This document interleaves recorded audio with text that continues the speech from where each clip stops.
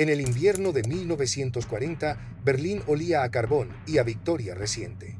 El mapa de Europa, clavado en las paredes de los cuarteles con chinches metálicas, parecía una promesa cumplida. Polonia repartida, Noruega domada, Holanda y Bélgica reducidas a flechas y fechas, Francia con un trazo oblicuo que la partía en dos. La Luftwaffe, ese brazo que aspiraba a ser ala omnipotente del Reich, había volado sobre carreteras atascadas y columnas rotas, convirtiendo la Blitzkrieg en una sinfonía de motores que anegaba pueblos y lenguas. Al fondo de la sala donde se tomaban decisiones y se tejían ilusiones, Hermann Göring reía con un estruendo que siempre llegaba un poco antes que él. Un ruido perfumado, con las joyas en los dedos, repicando sobre la mesa, el uniforme hecho para ser visto y temido. Por entonces, ridiculizar una cifra americana 50.000 aviones era menos un juicio técnico que una expresión de fe. La fe en que el enemigo era lento, torpe y que la industria alemana, apoyada en nombres como Junkers, Messerschmitt, Heinkel y Dornier, podría afinar la guerra como si fuese un instrumento. Lejos de esa mesa, al otro lado del Atlántico, una voz de radio rasgó el humo de los talleres y de las cocinas. Franklin Delano Roosevelt solicitaba al Congreso, el 16 de mayo de 1940, la movilización industrial que sonaba a desmesura, 50.000 aviones por año. Era una cifra que, escuchada en Berlín, provocaba carcajadas y una pregunta traviesa: ¿dónde los van a colgar? Resultaba más fácil creer en lo imposible que en una democracia industrial en marcha. Pero en Detroit, en Buffalo, en Seattle, en Wichita, el zumbido de los tornos empezó a alargarse hacia la noche y el acero tomó la forma de costillas, largueros y alas. En Coventry, la noche tenía otro timbre, la sirena permanente y el eco de vidrios rotos. En Londres, los refugios del metro se convirtieron en dormitorios colectivos. En la Ruhr, ciudades como Essen y Duisburgo eran templos, sin cúpula, a los que se acudía a rezar por carbón, coque y acero. La topografía del conflicto era un tablero de distancias, del Canal de la Mancha al Vístula, del Ártico noruego a los olivares de Sicilia, pasando por el Mar Negro donde los ríos de combustible soñaban con llegar al Cáucaso. Los frentes no eran líneas, eran latidos. El este, con su promesa de espacio vital y su tragedia interminable. El norte de África, que al principio pareció teatro secundario y luego se volvió escuela de logística. El Atlántico, rebanado por periscopios. El Pacífico, que para muchos europeos no existía hasta que Pearl Harbor les gritó su nombre. La guerra, a fines de 1941, era total. La industria era el aire que respiraban los ejércitos. Sin ella, el tanque no arrancaba, el bombardero no despegaba, la bota no encontraba su par. A la vez, las alianzas tenían texturas desiguales. El eje unía ambición y hegemonía bajo un programa de poder que confiaba en la velocidad. La URSS, atacante y atacada, emergía como un gigante agrario metamorfoseado en coloso siderúrgico. El Reino Unido, isla sitiada, aprendía a convertir el tiempo en recurso, aguantar hasta que el océano trajera un socio con bolsillos hondos y fábricas infinitas. Estados Unidos, todavía a medio paso en 1940, llevaba décadas ensayando una ópera tecnológica que ahora, con la partitura de la guerra, sería cantada por millones. En ese cruce de rutas, la cifra de los aviones parecía un símbolo discutible, un farol de póker o un contrato firmado con tinta invisible. La guerra no pregunta, solo cobra. Las cifras, en cambio, necesitan tiempo para comprobarse. Para comprender la magnitud de aquello, basta pensar en Willow Run, en las afueras de Detroit, una fábrica que nació en plan con líneas rectas, o ángulos rectos y un sueño curvo, el ala del Consolidated 24 Liberator, construida para hacer, como si fueran barras de pan, bombarderos. Mientras tanto, en los valles del Danubio y del Lech, otra especie de mística se gestaba, la que apostaba por la precisión extrema, la calidad de ensamblaje, la ingeniería que cortaba micras en Augsburg, Regensburg o Wiener Neustadt. La guerra, en esa década, fue también un diálogo feroz entre dos filosofías industriales, la del número y la del ajuste perfecto. Lo que nadie sabía aún, o no quiso ver, fue que la escala puede ser en sí misma una forma de precisión. Hermann Göring no nació con las manos manchadas de aceite, sino con el mito de la aristocracia de los cielos. En la Gran Guerra, su prestigio creció como crece el humo, rápido y envolvente. Acabó condecorado, orgulloso de los telares mortales de su unidad. Cuando llegó la paz, encontró en la política un sustituto febril para el vuelo. Contra la pobreza civil de los años 20, eligió el brillo. coleccionista, dandy militar, amante de la caza, de los uniformes que parecían trajes de ópera. Su fe en la Luftwaffe era doble, militar y estética. El avión no era solo un arma, era un emblema. Veía en la Fuerza Aérea una llave maestra para cerrar guerras antes de que se volvieran pantanos. Dejó que su espíritu se alimentara de cifras hinchadas, de reportes triunfales, de la convicción de que la voluntad vence a la fricción. Había en su entorno hombres de otro temperamento. Ernst Udet, por ejemplo, llevaba el vértigo en el hueso.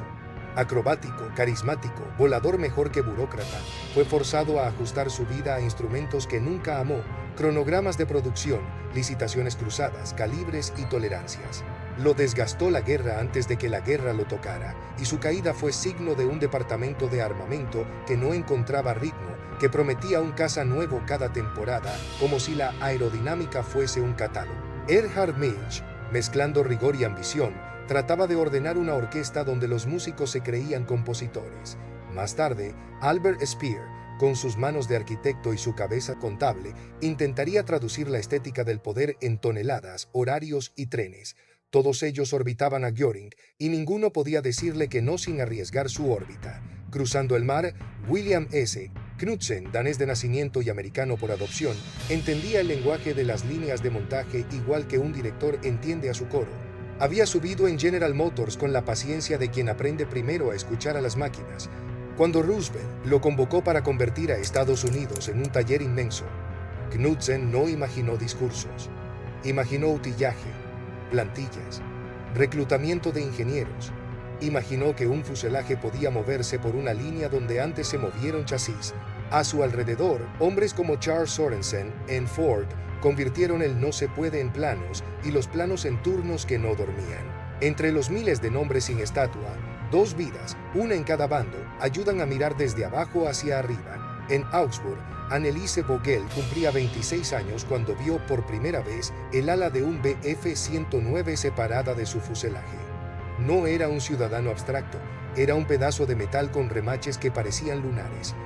Anneliese había aprendido dibujo técnico en la década en que las mujeres aún se excusaban por saber demasiado. Su talento la llevó a Messerschmitt, y con el tiempo se convirtió en una maestra del detalle, el ángulo correcto, la tolerancia justa, el ajuste que evitaba vibraciones letales en un picado. No creía en la guerra como idea, pero creía en el trabajo bien hecho, y su moral encontraba refugio en la exactitud. El asedio de bombarderos convertiría esa exactitud en supervivencia. En el condado de Wayne, Michigan, Evelyn Evie Marlowe perdió a su marido en una carretera de Ohio antes de que la guerra empezara y ganó un empleo cuando la guerra se comió el país. Entró a Willow Run con las manos pequeñas, perfectas para tornillos que desafían a dedos grandes. Tenía 22 años, un niño de 3 y una abuela que hablaba de la depresión como de un invierno con dientes. Evie no leía a Roosevelt, lo oía desde la cocina, mientras apagaba hornillas y se ponía un pañuelo para no llenarse el pelo de limaduras. Su patriotismo no era abstracto, era el alivio de una quincena abundante y las fotografías en blanco y negro de amigas con monos azules levantando el pulgar junto a un Liberator recién pintado. Descubrió que el metal responde a la constancia, que el taladro canta siempre que tú no le tiembles. Jack Ramírez, hijo de inmigrantes de Nuevo México, navegante en entrenamiento del Cuerpo Aéreo del Ejército, encontró en el cielo la precisión matemática que no halló en la escuela. Mientras otros soñaban con meter goles, él soñaba con tablas, con estrellas, con el compás y el sextante que convertían la noche en un mapa. Se reía poco y escribía mucho. Cuando entró en un 17 por primera vez, pensó que la bóveda de aluminio y cables era una catedral ruidosa, con el altar en la nariz. Se juró a sí mismo no fallar un rumbo. Aún no sabía lo que significaba cargar bombas y volver con el avión como un colador. En Londres, Alec Mathison, oficial de control aéreo, había visto desde su torre el desfile de Spitfires y Hurricanes que frenó el paso del enemigo sobre el canal. Aprendió el valor de la pantalla de radar cuando aún se discutía si era magia o ciencia. Pasaba noches enteras escuchando voces, números, altitudes y entendió que la victoria también es una contabilidad exacta de ángeles y demonios metálicos. ¿Cuántos despegaban? ¿Cuántos aterrizaban? ¿Cuántos no volverían a colgar su chaqueta? En Leningrado, Irina Sokolova había sido bibliotecaria antes de convertirse en maestra de torno. Las manos que pasaban páginas ahora acariciaban acero. El cerco le enseñó otra aritmética: calorías, horas de sueño, kilos de harina. Aún así, Siguió dibujando en los márgenes de su libreta mujeres con turbantes de fábrica, un realismo que, sin querer, se volvió propaganda. Su hermano, instrumento fusil al hombro, le escribía cartas hechas de barro y rebanadas de pan. Ella le respondía con noticias de piezas terminadas, como si cada tornillo fuera una vacuna. A la sombra de todos ellos, un hombre que no empuñaba armas y que, sin embargo, llevaría a millones de manos a empuñar herramientas, Henry J. Kaiser, constructor de barcos, maestro del hagámoslo y luego lo haremos más rápido. Su presencia en la costa oeste convirtió el Pacífico en una cinta transportadora, cascos Liberty, que brotaban de la nada y llenaban bahías como si el mar estuviera pariendo acero. Lo suyo era la prisa disciplinada, una religión del ritmo que se contagió a astilleros y fábricas de aviones en la costa que mira hacia Japón. La constelación de estas vidas encendía, de forma imperfecta, el cielo del conflicto. En medio de su brillo desigual, la idea 50.000 aviones tomaba la forma de reto moral y de desafío logístico. Para Göring, era propaganda enemiga, promesa imposible. Para Knudsen y Sorensen, era un contrato de sangre. Para Ivy, una línea de montaje sin noche. Para Annelies, una amenaza en la que no quería pensar. Para Jack, un futuro de rutas. Para Alec, una señal en la pantalla que podría saturarse. Para Irina, una vibración que llegaría, tarde o temprano, hasta el Volga. La risa de Göring, sonora y engolada, no era solo teatralidad, era un síntoma de una convicción profundamente arraigada. El Reich había visto cómo la Luftwaffe, en sus primeros 3 años de existencia abierta, había desarticulado a enemigos a una velocidad casi cómica.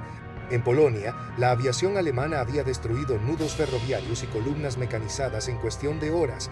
En Francia, su coordinación con las Panzerdivisiones había convertido la Blitzkrieg en un verbo temido. Desde Berlín, se construyó un relato que confundía éxito táctico con invulnerabilidad estratégica. La cifra de Roosevelt, 50.000 aviones por año, se interpretó con el mismo desdén con que se lee un panfleto de feria. Esta percepción errónea tenía raíces más profundas. Alemania había crecido industrialmente en un marco de escasez, de planificación quirúrgica, de precisión obsesiva. Sus líderes creían, y no sin razones técnicas, que producir más era producir peor. La filosofía del Stückzahl, cantidad de unidades, competía con la del Qualität, calidad, como si fueran incompatibles. Se pensaba que el modelo estadounidense automóviles en líneas de montaje no podía traducirse al avión, un objeto mucho más complejo, con tolerancias mínimas y requerimientos de inspección altísimos. Ellos no saben construir aviones en masa, fue la frase que repitieron informes internos de la Luftwaffe durante 1940 y 1941. Y ese prejuicio reforzó una cadena de decisiones que, en retrospectiva, fue un error estratégico monumental. En Estados Unidos, sin embargo, las noticias de esas burlas eran gasolina ideológica. Roosevelt había pronunciado su discurso con un cálculo deliberado. Sabía que la cifra sonaba imposible, que algunos congresistas la tomarían como una locura. Pero también sabía que la industria norteamericana tenía músculo dormido y que Knudsen y su equipo sabían cómo despertarlo. A los ojos de los alemanes, la democracia era sinónimo de dispersión, de procesos lentos, de sindicatos combativos y empresarios sin disciplina. A los ojos de Knudsen, la democracia era millones de brazos y cerebros que podían sincronizarse cuando se les daba dirección. La contradicción también era doctrinal. La Luftwaffe había nacido como instrumento táctico. Su doctrina de bombardeo estratégico nunca se consolidó. En lugar de un programa coherente de bombarderos pesados de largo alcance, se improvisaron modelos, se recortaron proyectos, se cancelaron otros. El propio Göring, en una mezcla de orgullo y desinterés, subestimó el poder de un adversario que, aunque tardío, estaba decidido a fabricar no solo cazas, sino bombarderos capaces de pulverizar la infraestructura alemana. En Washington y en Detroit, la noticia de esa subestimación reforzó la voluntad de cumplir la cifra no solo por estrategia, sino por orgullo nacional. Los informes de inteligencia alemanes, alimentados por espías y recortes de prensa, reforzaban los prejuicios en lugar de corregirlos. Se citaban huelgas, se exageraban retrasos, se interpretaba la transición industrial como caos. Nadie en Berlín parecía dispuesto a mirar con frialdad el ritmo creciente de contratos firmados, de nuevos astilleros, de nuevas plantas de motores. El mito de la superioridad técnica alemana, que en muchos aspectos era real, se transformó en un velo que impedía ver la magnitud de la amenaza.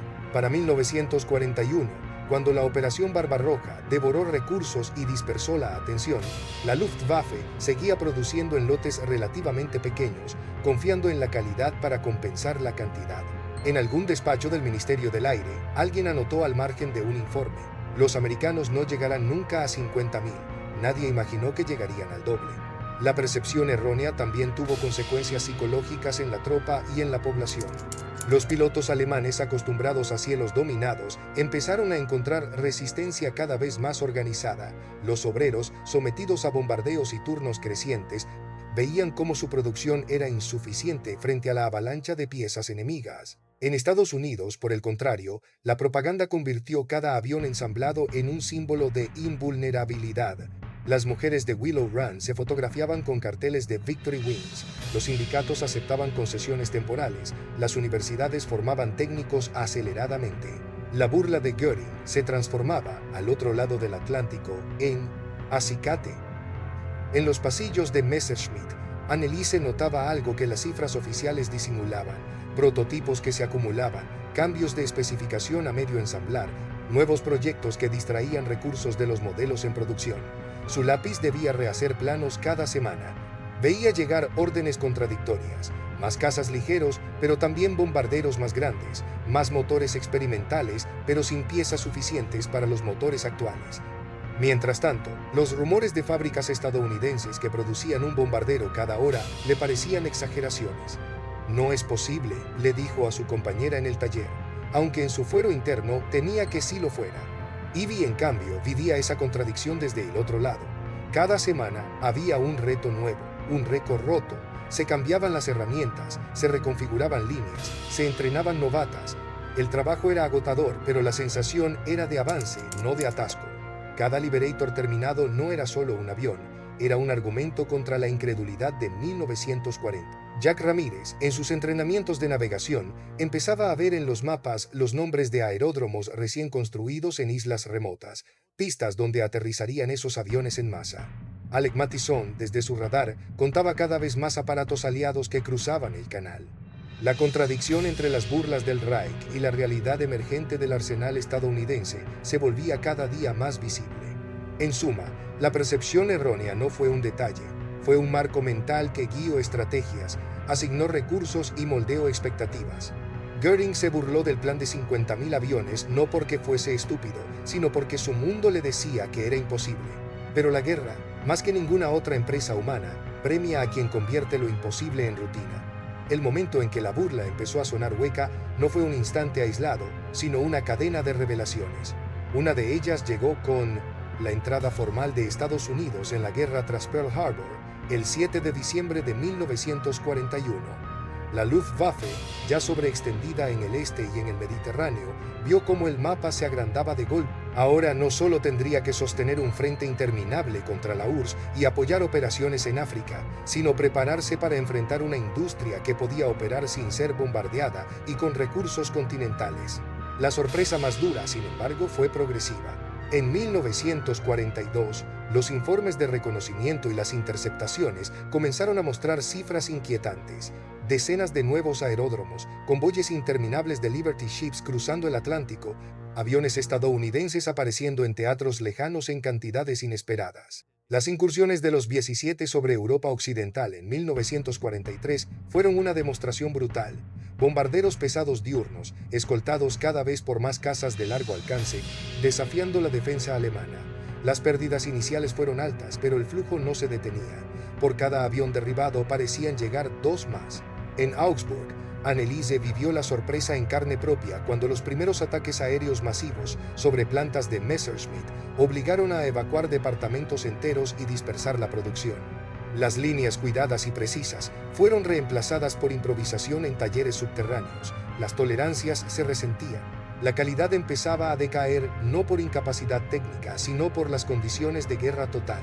Lo que para ella era un dibujo en papel se convertía en una pieza golpeada por el traslado y el miedo. En Willow Run, Ivy recibía noticias de récords batidos. Un bombardero terminado cada 63 minutos, líneas de producción que funcionaban las 24 horas. se enteraba de nuevas variantes de cazas y bombarderos como quien oye nuevas canciones. La sensación de estar participando en algo enorme la sostenía. Cada vez que veía despegar un Liberator terminado, pensaba que estaba desmintiendo a un hombre condecorado en Berlín que jamás conocería. Jack Ramírez, mientras tanto, veía multiplicarse sus rutas de entrenamiento. Se le asignaban misiones cada vez más complejas, rutas transatlánticas de ferry de aviones nuevos hacia Inglaterra. Empezó a comprender que no estaba en un conflicto estático, era parte de una maquinaria que crecía y se adaptaba. Alec Mathison, desde su puesto en la torre, notaba que los cielos aliados se densificaban. Lo que en 1940 eran unos pocos escuadrones ahora eran oleadas coordinadas. El radar, en el que tanto confiaba, tenía que procesar volúmenes inéditos de información. Para Göring, la sorpresa tuvo un sabor amargo y lento. Sus discursos empezaron a sonar defensivos. Prometía armas milagrosas, cazas a reacción, bombarderos imposibles. La Luftwaffe, antes orgullo del Reich, empezaba a ser un símbolo de desgaste. Las órdenes eran contradictorias: defender el Reich, apoyar al frente del Este, contener a los aliados en Italia. No había suficientes aviones ni pilotos experimentados para todo. Cada vez que recibía un informe de producción estadounidense, lo desestimaba como exagerado, pero en su interior el miedo crecía.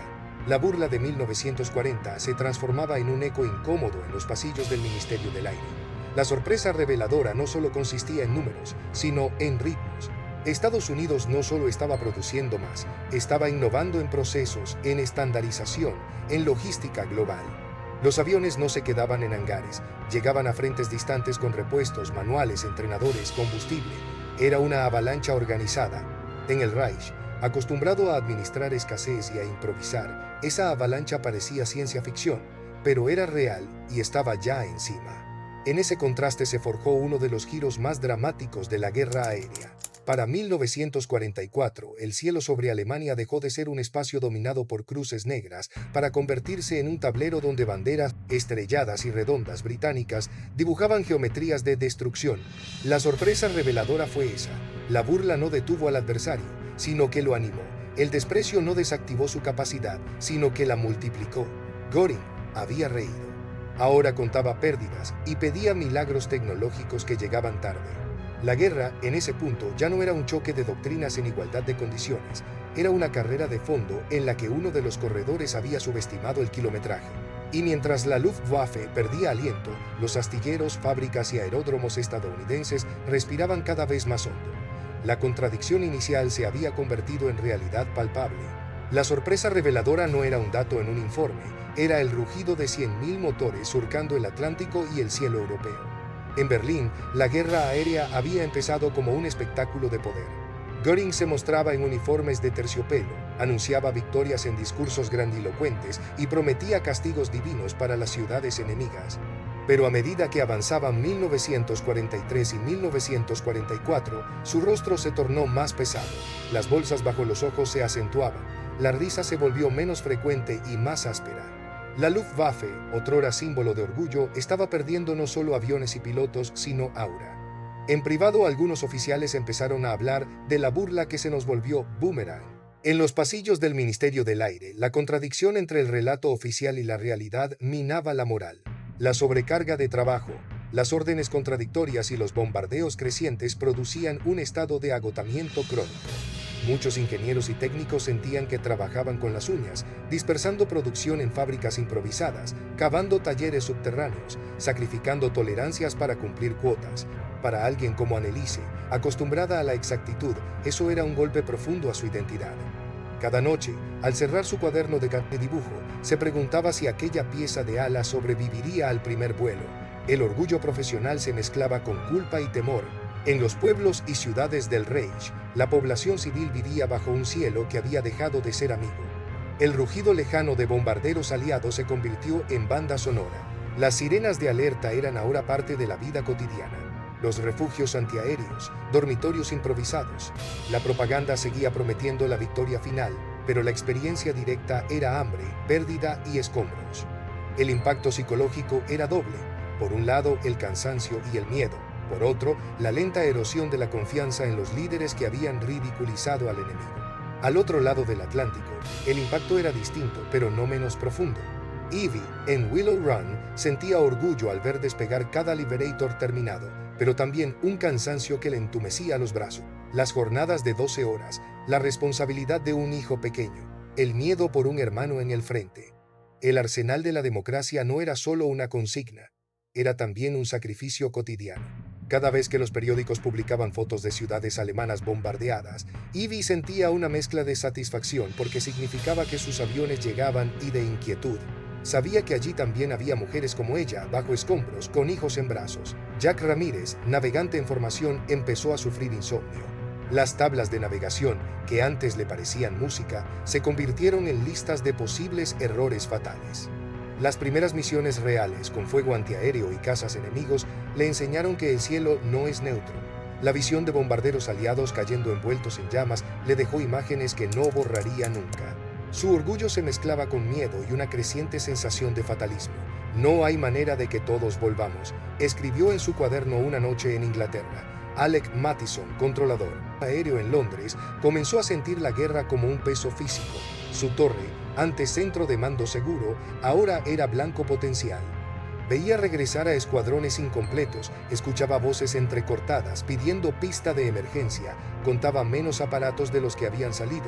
Su superstición de tocar el mástil cada mañana se volvió obsesión. Sabía que cada decisión suya podía salvar o perder vidas. El estrés acumulado le robó el sueño y la paciencia. La guerra, para él, ya no era mapas y pantallas, era una sucesión de nombres y rostros que desaparecían. En Leningrado, Irina Sokolova vivió el impacto psicológico de la guerra desde el hambre. Sus manos, acostumbradas a pasar páginas, ahora se agrietaban con el torno y el frío. Cada día de cerco era una lucha por calorías y esperanza. Sin embargo, seguía dibujando mujeres con pañuelos en sus libretas, un acto de resistencia íntima. Para ella, cada pieza terminada era una afirmación de vida. Todavía estamos aquí. Su hermano en el frente le escribía sobre bombardeos y avances lentos. Ella le respondía con dibujos de piezas terminadas, como si la técnica pudiera conjurar la muerte. Incluso en Estados Unidos, donde las ciudades no eran bombardeadas, la guerra dejó cicatrices psicológicas. La movilización masiva implicó separaciones familiares, estrés laboral, fatiga. Las mujeres en fábricas como Willow Run o Douglas Aircraft sabían que estaban participando en algo inmenso, pero también sentían la presión de rendir siempre más. Los hombres en los frentes sabían que dependían de ese esfuerzo. La cadena era global. Cada decisión de producción, cada pieza defectuosa, cada hora extra podía significar vidas perdidas o salvadas. El impacto psicológico y emocional de este choque industrial y bélico transformó identidades. Göring, de mariscal brillante, pasó a figura grotesca que prometía armas milagrosas. Anneliese, de ingeniera orgullosa, a técnica en gris. Fábricas bombardeadas con dudas morales. Ivy, de madre viuda, a obrera símbolo de la movilización. Jack, de soñador del cielo, a navegante marcado por el fuego. Alec, de controlador confiado, a vigía insomne. Irina, de bibliotecaria, a obrera del acero sitiado. La burla inicial y la sorpresa posterior habían reconfigurado no solo estrategias, sino almas. El desenlace de esta historia, en términos bélicos, fue visible en 1944 y 1945, cuando la superioridad aérea aliada se volvió aplastante. Para entonces, Estados Unidos no solo había cumplido la meta de 50.000 aviones, sino que había superado los 100.000. El cielo europeo, antes un espacio disputado, era ahora dominio aliado. Las oleadas de bombarderos pesados, escoltados por cazas de largo alcance como el P-50 y uno Mustang, podían penetrar profundamente en territorio alemán con pérdidas cada vez menores. La Luftwaffe, agotada de pilotos experimentados y combustible, apenas podía montar defensas significativas. Para Göring y su círculo, el desenlace fue amargo. Su burla inicial se convirtió en un símbolo de ceguera estratégica. La Luftwaffe, incapaz de detener la avalancha, se replegó a una defensa desesperada. Se intentaron soluciones tecnológicas milagrosas como los cazas a reacción M262 o las armas V, pero llegaron demasiado tarde y en cantidades insuficientes. La lección, dura y realista, era que la voluntad y la calidad no bastan cuando el adversario tiene escala, tiempo y recursos. La guerra total exige no solo fe y técnica, sino organización y capacidad de adaptación masiva. Para los personajes comunes, las lecciones fueron más íntimas. Anneliese, evacuada a talleres dispersos, sobrevivió al final de la guerra con la conciencia marcada. Su habilidad técnica le permitió rehacer su vida, pero nunca olvidó las noches en que dibujaba piezas para aviones que bombardearían ciudades. Ivy dejó Willow Run en 1945 con un orgullo ambivalente.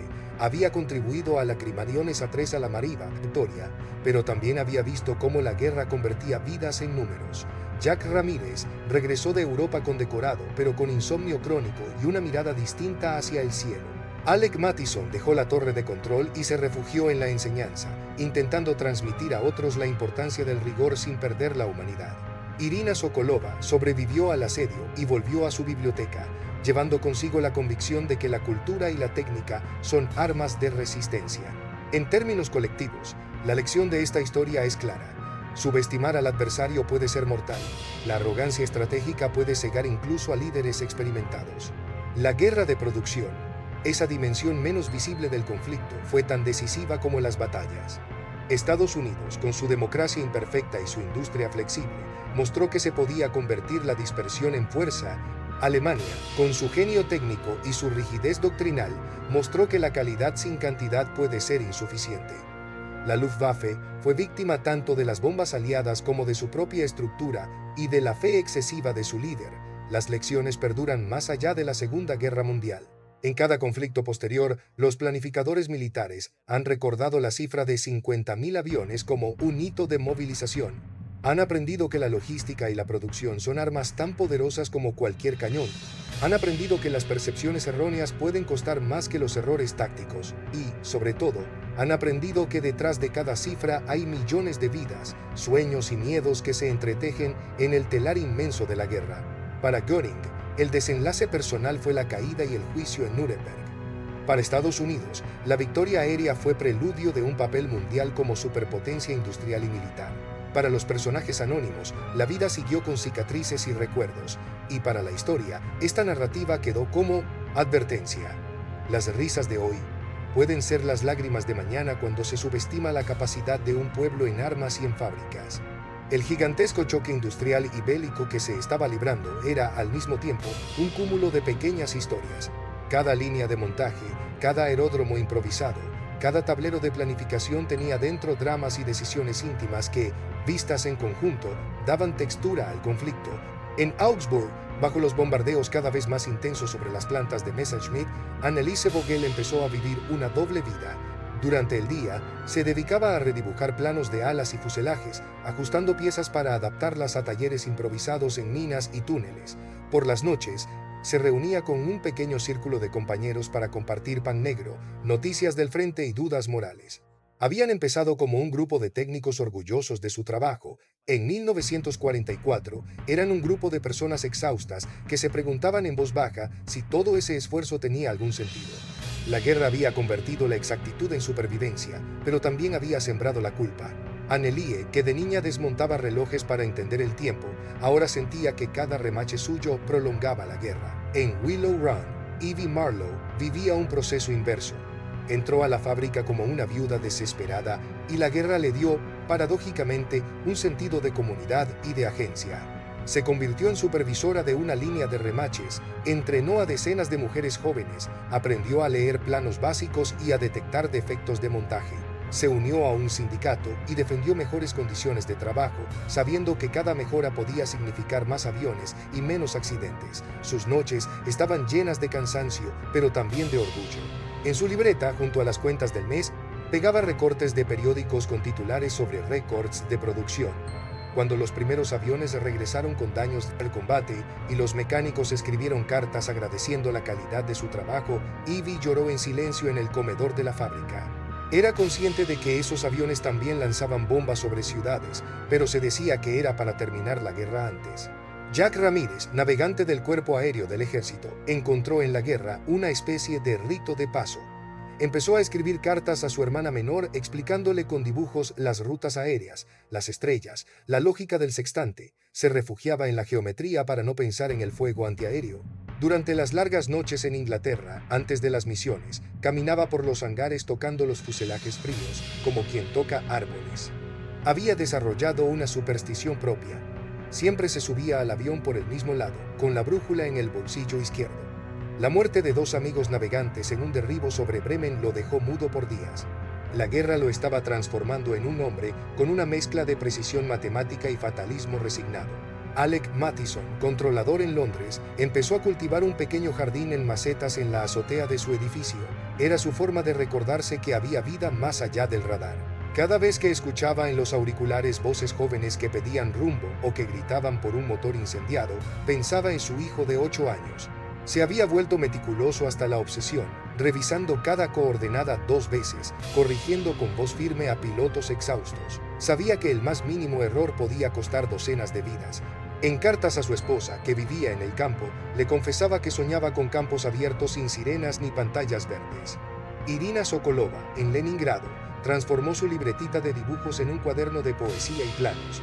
Escribía pequeños versos en los márgenes de esquemas técnicos, como si la literatura y la técnica fueran 2 formas de resistencia. Su hermano en el frente le pedía que le contara sobre la fábrica, no sobre el hambre. Ella le respondía con descripciones de piezas terminadas, como si cada engranaje fuera un talismán para protegerlo. El cerco la estaba convirtiendo en una mujer endurecida pero no cínica. Para ella, la guerra era una prueba de voluntad colectiva. Seguir produciendo piezas mientras la ciudad se moría de hambre era, de algún modo, seguir existiendo. Incluso en Estados Unidos, donde no caían bombas, surgían subtramas morales. En las plantas de motores de Wright y Pratt Whitney, ingenieros jóvenes se debatían entre acelerar procesos para cumplir metas y mantener estándares de calidad.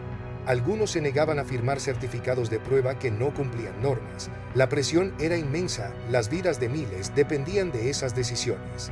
La democracia industrial no era solo números, era también ética en cada nivel. Estas subtramas personales, la culpa silenciosa de Anneliese, el orgullo fatigado de Ivy, las supersticiones de Jack, el jardín de Alec, la poesía de Irina, tejían un telar invisible. La guerra, más allá de los grandes discursos, se libraba en las decisiones pequeñas y en los gestos cotidianos. Y cada uno de esos gestos reforzaba o cuestionaba el tema central. ¿Hasta dónde llega la responsabilidad individual en una maquinaria colectiva de muerte y producción? El corazón de esta historia no está solo en los cielos ni en los discursos, sino en la logística. La guerra aérea de la Segunda Guerra Mundial fue una guerra de recursos en una escala sin precedentes. Para entender la magnitud del desafío que supuso fabricar 50.000 y luego 100.000 aviones, hay que mirar no solo las fábricas, sino todo el ecosistema que las alimentaba. En Estados Unidos, la movilización implicó reconvertir plantas de automóviles en plantas de aviones, crear nuevos astilleros, tender redes ferroviarias dedicadas, ampliar minas de bauxita para obtener aluminio, desarrollar refinerías de combustibles de alto octanaje e entrenar a millones de trabajadores. Willow Run no era solo un edificio inmenso, era el nodo de una red que iba desde los bosques de Canadá, donde se cortaba madera para moldes, hasta las minas de Jamaica, donde se extraía bauxita, pasando por miles de pequeñas fábricas que producían remaches, instrumentos, radios, neumáticos.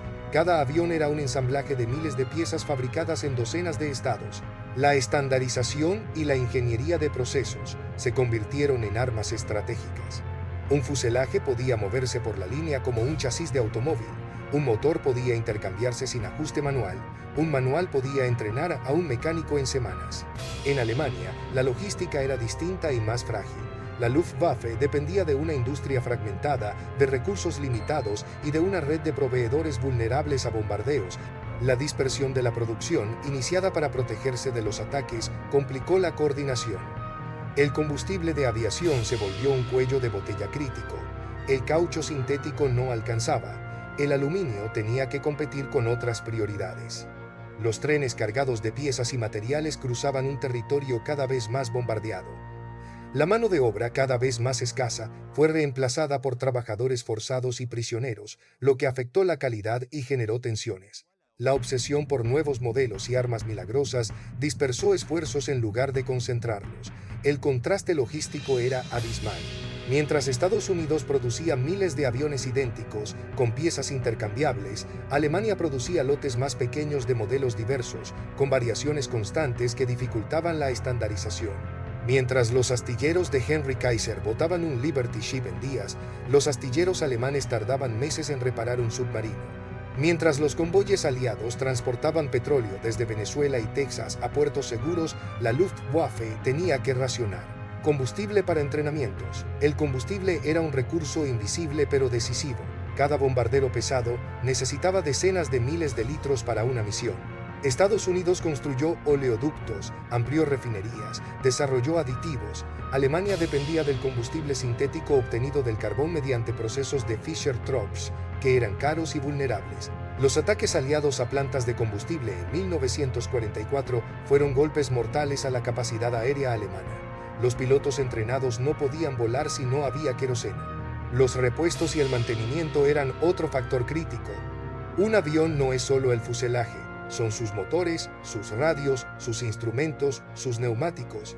La capacidad estadounidense de producir repuestos en masa y de distribuirlos globalmente permitía mantener la flota en condiciones. En la Luftwaffe, la escasez de repuestos y la dispersión de la producción hacían que aviones dañados quedaran en tierra durante semanas o fueran canibalizados para mantener a otros volando.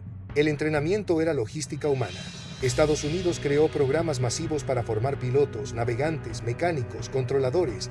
Alemania, con su base de pilotos experimentados diezmada por años de combate continuo, no pudo reemplazarlos al mismo ritmo. Para 1944, la Luftwaffe enviaba a jóvenes con entrenamiento reducido contra oleadas de bombarderos escoltado.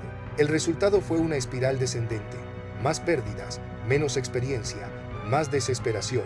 Todo esto hacía que la cifra de 50.000 aviones no fuera solo un número grandilocuente, sino un indicador de una red logística colosal.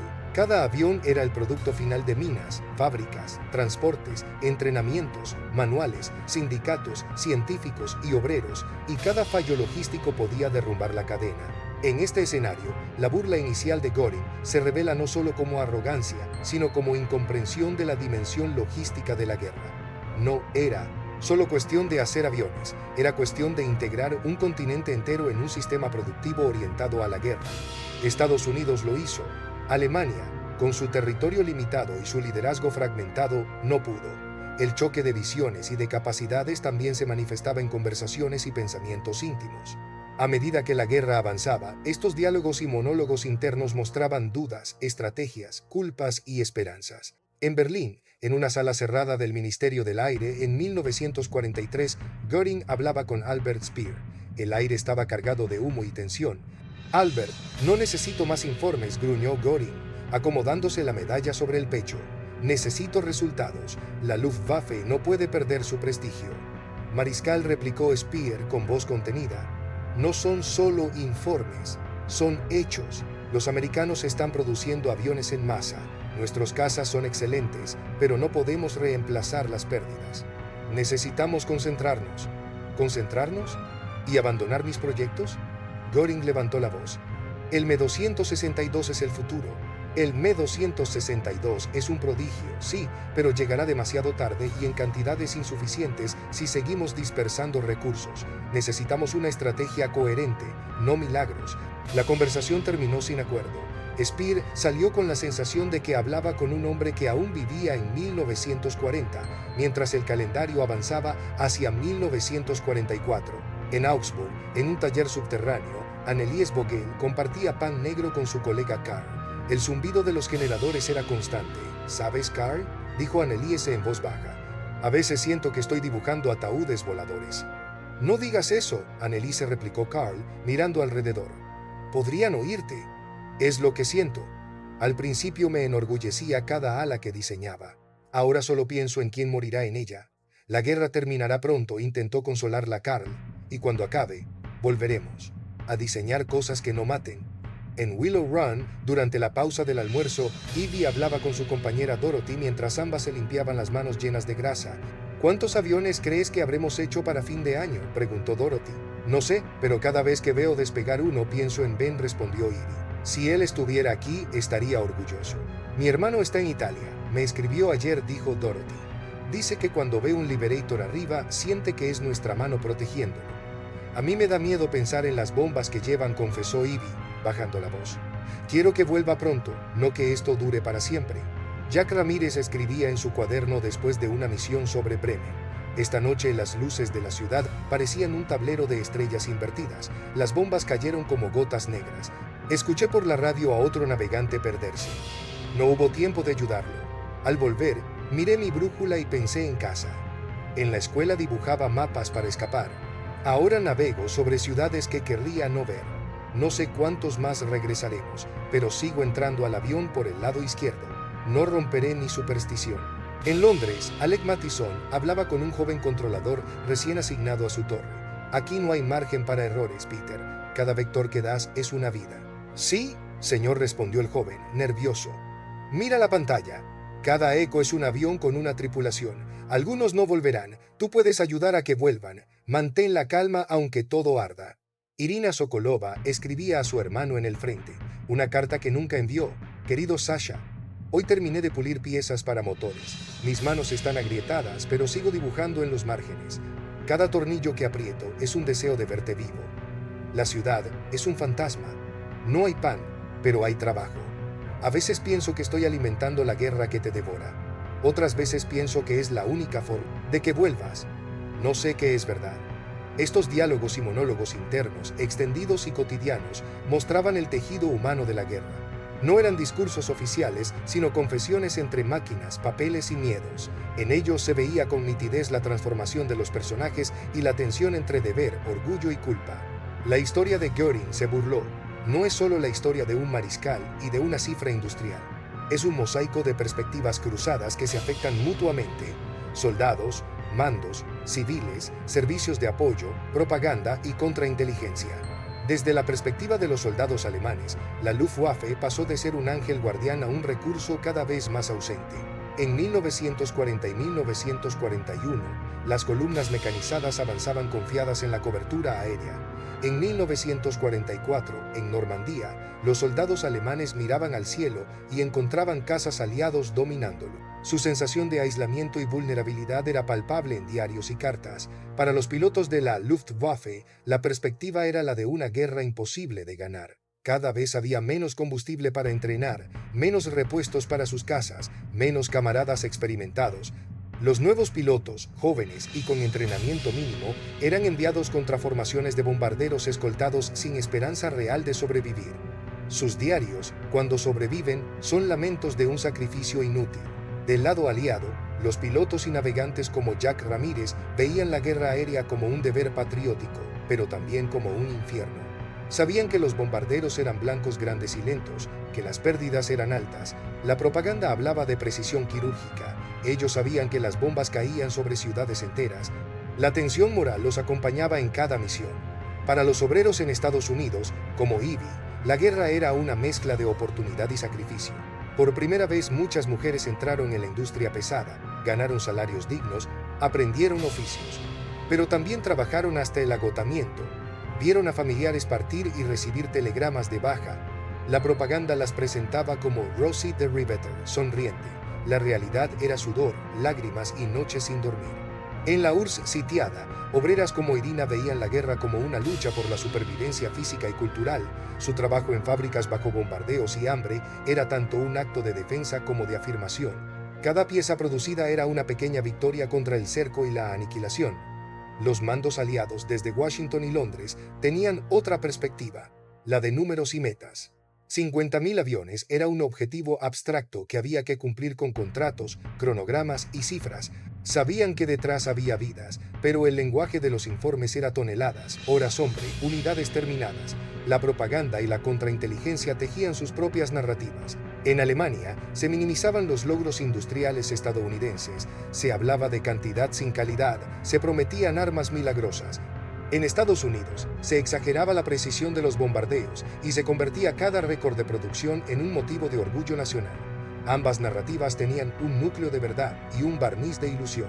Este mosaico de perspectivas muestra que la guerra total no es solo estrategia y batallas, es una interacción compleja de millones de vidas, cada una con su propia verdad parcial. Göring, en su burla inicial, hablaba desde su burbuja de poder. Ivy, desde su línea de remaches, construía sin saber la magnitud de su impacto. Annelie, desde su taller subterráneo, dudaba de su papel. Jack, desde su cabina, navegaba entre orgullo y miedo. Alec, desde su radar, sostenía con calma la vida de otros. Irina, desde Leningrado, apretaba tornillos como quien aprieta el alma para no rendirse. Mirar estas perspectivas juntas permite entender que la historia no es una línea recta de decisiones desde arriba, sino una red de experiencias, y en esa red, la burla de un mariscal y la determinación de millones se entrelazaron para crear un resultado que cambió el mundo. La guerra aérea de la Segunda Guerra Mundial no fue solamente un despliegue de fábricas y motores, fue también un laboratorio de estrategias y tácticas que evolucionaron al ritmo del conflicto. El plan de 50.000 aviones que Göring había ridiculizado era, en realidad, la columna vertebral de un modo de hacer la guerra basado en la supremacía industrial y en la innovación táctica. La doctrina inicial y sus límites, la Luftwaffe, nació con una misión clara: ser un instrumento táctico de apoyo a las fuerzas terrestres. Su éxito en Polonia y Francia se debió a la combinación de bombarderos en picado Stuka, cazas Messerschmitt Bf-109 y comunicaciones rápidas. Esta Blitzkrieg, guerra relámpago, buscaba desorganizar al enemigo antes de que pudiera reaccionar. Sin embargo, Alemania nunca desarrolló a fondo un programa de bombarderos pesados de largo alcance comparable al de Estados Unidos o Reino Unido. Los Heinkel He-177, su intento de crear un bombardero estratégico, fueron un desastre técnico y logístico. Así, cuando el conflicto se volvió de desgaste, la Luftwaffe no tenía ni doctrina ni medios para golpear en profundidad. Estados Unidos y el Reino Unido, en cambio, apostaron desde temprano al bombardeo estratégico como un medio para paralizar la industria enemiga y minar la moral civil. El Reino Unido, después del fracaso de bombardeos diurnos, pasó a operaciones nocturnas con grandes formaciones. Estados Unidos, con su producción masiva de B-17 y B-24, insistió en bombardeos diurnos de precisión, escoltados cada vez más lejos por cazas de largo alcance como el P-50 y uno Mustang. Esta combinación fue letal. Mientras los británicos golpeaban de noche y saturaban defensas, los estadounidenses lo hacían de día y destruían objetivos industriales específicos. La Luftwaffe quedó atrapada en un doble frente aéreo continuo. La batalla por la escolta y el alcance, una de las innovaciones tácticas decisivas, fue el desarrollo del caza de largo alcance. Al principio, los bombarderos aliados entraban en territorio alemán sin escolta más allá de la frontera y sufrían pérdidas terribles. El giro llegó con los tanques suplementarios y la entrada en servicio del P-50 y uno Mustang, que podía escoltar bombarderos hasta Berlín y volver. De pronto, los cazas alemanes ya no podían atacar impunemente formaciones pesadas, tenían que enfrentarse a cazas igual o superiores en número y calidad. La Luftwaffe perdió así su capacidad ofensiva y pasó a la defensiva, con tasas de pérdida insostenibles. Innovaciones técnicas y su contexto, la Luftwaffe intentó recuperar la iniciativa con armas revolucionarias, los cazas a reacción, Me-262, los cohetes V-1 y V-2. Estas tecnologías eran impresionantes, pero llegaron demasiado tarde y en números insuficientes. La dispersión de esfuerzos y la presión de los bombardeos aliados impidieron la estandarización y producción masiva. El Me-262, que podía haber cambiado el equilibrio aéreo, fue demorado por decisiones estratégicas erróneas, como la orden de Hitler de convertirlo en bombardero y por la falta de pilotos experimentados y combustible. Del lado aliado, las innovaciones fueron menos espectaculares pero más integradas: radar cada vez más sofisticado, navegación por radio, formación de bombarderos en cajas defensivas, escolta sistemática, producción en masa de repuestos. Cada mejora se incorporaba rápidamente en toda la flota. Esto permitió mantener un ritmo sostenido de operaciones y adaptar tácticas a las respuestas alemanas. La logística como estrategia. La estrategia bélica de Estados Unidos fue, en esencia, una estrategia logística. El arsenal de la democracia no solo fabricaba aviones, construía pistas, depósitos, oleoductos, redes de transporte. Cada operación aérea estaba respaldada por un sistema de mantenimiento y suministro global. Esto significaba que las unidades podían rotar, reparar y volver al combate rápidamente. Alemania, en cambio, se veía obligada a canibalizar aviones para mantener otros en vuelo y a entrenar pilotos con horas mínimas. La guerra en múltiples frentes. La Luftwaffe nunca pudo concentrar su fuerza aérea contra un solo enemigo después de 1941. Tenía que cubrir el frente oriental, el Mediterráneo, la defensa del Reich y luego Normandía. Cada teatro exigía aviones, pilotos, combustible y repuestos que no existían en cantidad suficiente. La entrada de Estados Unidos en la guerra amplió el frente hasta dimensiones imposibles para Alemania. La estrategia alemana de golpes decisivos se diluyó en una guerra de desgaste para la que no estaba preparada. El impacto de las decisiones de los líderes. Las decisiones de los líderes militares marcaron la diferencia. Göring, que había ridiculizado el plan de 50.000 aviones, no supo adaptar su fuerza aérea a la nueva realidad. Subestimó al enemigo, dispersó recursos, prometió armas milagrosas. Speer, cuando asumió la producción armamentística, intentó racionalizar la industria, pero ya era tarde para revertir la tendencia. En Estados Unidos, en cambio, Roosevelt delegó en Knudsen y otros industriales la planificación productiva, permitiendo que la experiencia técnica guiara las decisiones. Esta colaboración público-privada fue crucial para cumplir y superar las metas. Un campo de batalla cambiante. Las tácticas aéreas evolucionaron al ritmo del conflicto. Los aliados desarrollaron operaciones combinadas para atacar nodos críticos, refinerías, plantas de rodamientos, redes ferroviarias. Estas campañas, como la de los rodamientos en Schweinfurt o la de las refinerías de Ploiesti, buscaban paralizar puntos neurálgicos. Aunque las pérdidas iniciales fueron altísimas, la producción estadounidense permitió sostener el esfuerzo hasta lograr efectos acumulativos devastadores sobre la economía de guerra alemana. Lecciones estratégicas. De este choque surgieron lecciones estratégicas duraderas. La supremacía aérea no se logra solo con aviones superiores, sino con una cadena logística que permita sostener operaciones prolongadas. La producción masiva y estandarizada puede ser un arma tan poderosa como cualquier innovación tecnológica. Las armas revolucionarias no sustituyen una estrategia coherente ni compensan una base industrial insuficiente. Subestimar al adversario es un error fatal. El plan de 50.000 aviones era, en esencia, un plan estratégico para ganar la guerra por el aire antes de que el enemigo pudiera adaptarse. Göring se burló de él porque lo vio como propaganda. En realidad, era la aplicación práctica de una doctrina: convertir la capacidad industrial en poder aéreo masivo y sostenido, respaldado por tácticas adaptativas y logística global. Esa combinación terminó dominando los cielos de Europa y sellando el destino de la Luftwaffe. La historia, que comenzó con la risa engolada de Göring y el anuncio desafiante de Roosevelt, termina en un escenario completamente distinto. En mayo de 1945, Berlín era un montón de ruinas. La Luftwaffe, que en 1939 había sido símbolo de poder y de modernidad, estaba reducida a restos dispersos y a unos cuantos pilotos agotados. Göring, el hombre que había ridiculizado el plan de 50.000 aviones, se encontraba prisionero, esperando un juicio que no podía esquivar. En Nuremberg, al escuchar las cifras de producción aliada y las consecuencias de sus decisiones, su rostro ya no mostraba soberbia sino cansancio y resignación. Para Anneliese, el final llegó con la ocupación aliada de Augsburgo. Abandonó los talleres subterráneos y regresó a una casa medio derruida. Sus cuadernos de planos y dibujos se convirtieron en testigos mudos de una guerra que la había usado como engranaje. Con el tiempo, rehizo su vida en la reconstrucción industrial alemana, aplicando su talento a máquinas civiles. Pero nunca dejó de pensar en los aviones que había ayudado a construir y en los bombardeos que había sufrido. La culpa y el orgullo convivían en silencio. Ivy dejó Willow Run en 1945 con un diploma simbólico y una foto en blanco y negro. Victory at Work. Había contribuido al esfuerzo bélico, había ganado independencia económica, había aprendido un oficio. Pero también había vivido el lado oscuro de la movilización total. Jornadas agotadoras, ansiedad por familiares en combate, conciencia de que su trabajo fabricaba destrucción. Volvió a la vida civil con la certeza de que nada volvería a ser igual para las mujeres que habían entrado en la industria. Jack Ramírez regresó de Europa condecorado y marcado. La precisión de su navegación había salvado misiones, pero las imágenes de ciudades incendiadas y de bombarderos en llamas lo acompañaron toda la vida.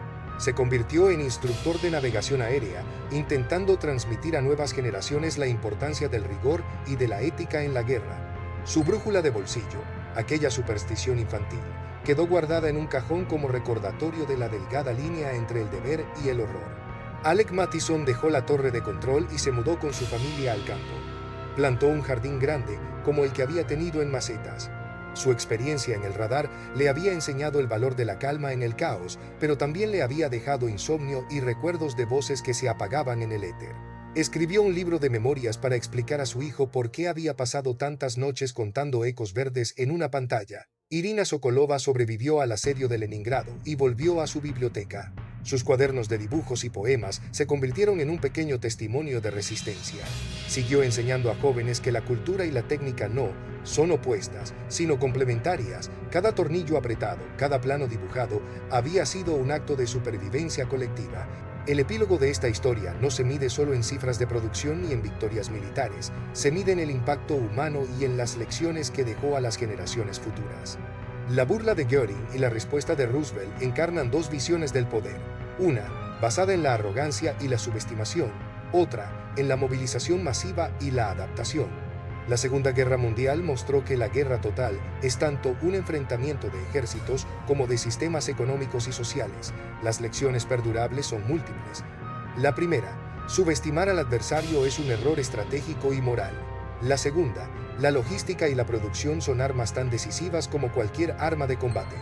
La tercera, la tecnología revolucionaria sin organización y sin pilotos entrenados no cambia el curso de una guerra. La cuarta, detrás de cada cifra hay millones de vidas con historias propias, sueños y culpas. La quinta, la memoria histórica debe incluir tanto los grandes nombres como los anónimos que sostuvieron o padecieron la maquinaria. El legado de esta historia sigue vivo en manuales militares y en debates éticos. Cada vez que un planificador habla de superioridad aérea, recuerda los bombarderos de día y de noche, los P-51 escoltando hasta Berlín, los Me-262 llegando tarde. Cada vez que una nación se prepara para un conflicto prolongado, sabe que necesitará no solo soldados sino obreros, no solo armas sino repuestos, no solo tecnología sino organización.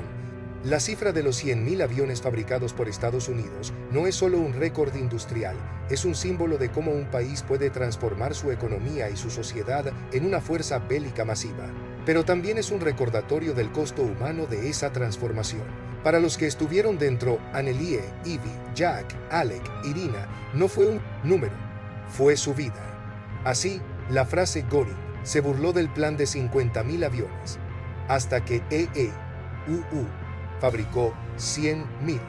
No es solo un título llamativo, es un resumen de un choque entre soberbia y disciplina, entre subestimación y movilización, entre un sistema cerrado y uno abierto. Es un espejo en el que las generaciones futuras pueden mirarse para recordar que la guerra no es un juego de cifras, sino una tragedia de carne y metal. Y en ese espejo quedan grabadas las 5 perlas clínicas de esta historia. Nunca subestimar al adversario ni asumir que sus promesas son imposibles. La logística y la producción sostenida son armas estratégicas invisibles. La tecnología milagrosa no sustituye la organización coherente. Detrás de cada cifra hay vidas, sueños, culpas y resistencias. La memoria histórica debe ser plural, incluir tanto líderes como obreros, tanto pilotos como controladores, tanto vencedores como vencidos. Este es el legado perdurable de aquella burla convertida en realidad.